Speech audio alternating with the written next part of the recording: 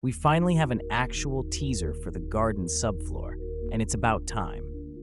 Even though this clip is only 14 seconds long, it gives us a ton of new information and really shows how much effort has gone into this update.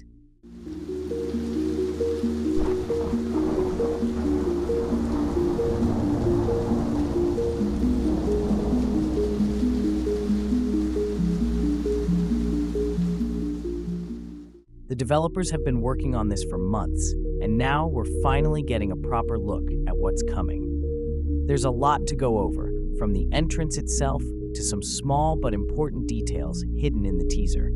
So let's dive right into it.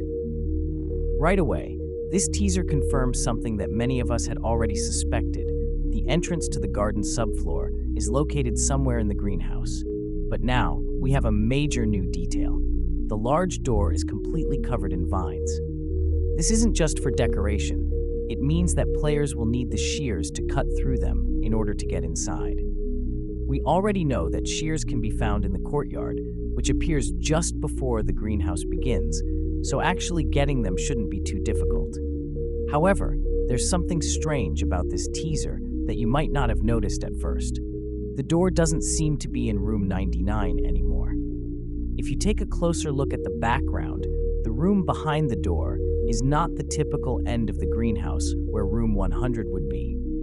Instead, it looks like another greenhouse room entirely. The number on the door is hard to read, but it definitely isn't 99 or 100. From what I can tell, it looks more like 91, which would mean that the entrance to the garden subfloor is actually at the very beginning of the greenhouse rather than all the way at the end.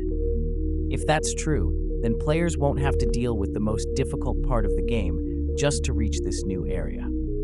That would make sense, considering that a new subfloor should be accessible rather than locked behind one of the toughest sections in the game. But that's not the only thing worth noting here. If you look closely, there are a few small environmental changes near the entrance. There are some stacked boxes and what appears to be a brand new type of standing light source, neither of which exist in the current version of this room. These objects could just be set dressing, but it's possible that they play a larger role in the subfloor itself. Another detail that stands out is the eerie greenish-yellow glow coming from the door. At first glance, it seems like a simple lighting effect, but there's a chance it could be something much more significant. There's a possibility that this glow is related to curious light, since they are already connected to subfloors. If that's the case, then this teaser could be hinting at their return, which would be huge. Now, let's talk about something that hasn't been confirmed yet, but is worth considering. How easy will it actually be to enter the subfloor? As it stands, we know that the shears always spawn in the courtyard, meaning that players will always have access to them before reaching the greenhouse. But what if that changes?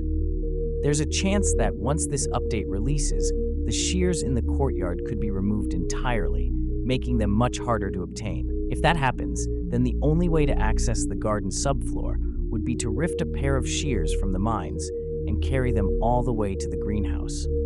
That would make entering the subfloor much more difficult and would add an extra layer of challenge to the whole process.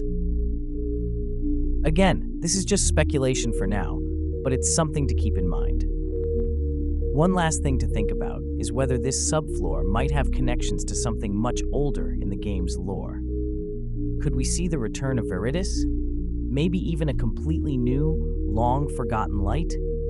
It's not very likely, but it would be an interesting way to expand on the mysterious elements of the game. Either way, this teaser has made it clear that the garden subfloor is going to be a huge addition, and I can't wait to see more of it.